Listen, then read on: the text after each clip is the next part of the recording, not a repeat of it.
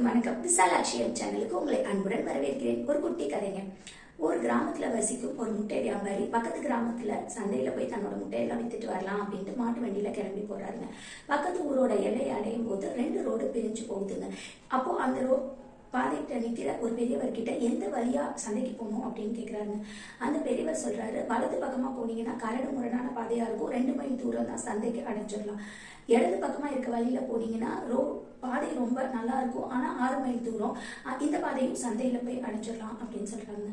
உடனே அந்த முட்டை வியாபாரி, யாராச்சும் இவ்வளவு தூரம் போய் நேரத்தை வீணாக்குவாங்களா, நம்ம 2 மைல் தூரத்துல இருக்க இந்த பாதையவே தேர்வு செஞ்சு போலாம் அப்படின்னு நினைக்கிறாருங்க. முதியவர் கேட்கிறாரு, நீ என்னப்பா போய் விற்க போற சந்தையில அப்படின்னு. முட்டை விற்க போற அப்படின்னு அந்த முட்டை வியாபாரி சொல்றாரு.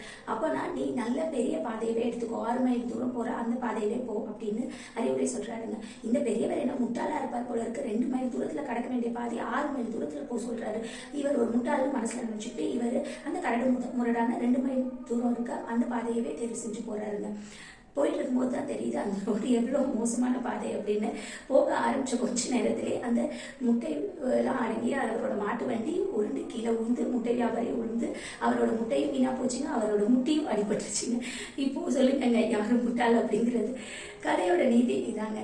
நம்மளோட வயதுல மூத்தவர்கள் அறிவுரை சொல்லும் போது நம்ம கேட்டுக்கணுங்க, அதுல கருத்து இருக்கும் அப்படிங்கிறத நம்ம புரிஞ்சுக்கணுங்க. மீண்டும் அடுத்த ஒரு பயனுள்ள வீடியோவில் உங்களை சந்திக்கும் வரை உங்களிடமிருந்து விடைபெறுவது என்றென்றும் உங்கள் நலம் விரும்பும் தெய்வானை மணிகண்டன். நன்றி, வணக்கம், வாழ்க வளமுடன்.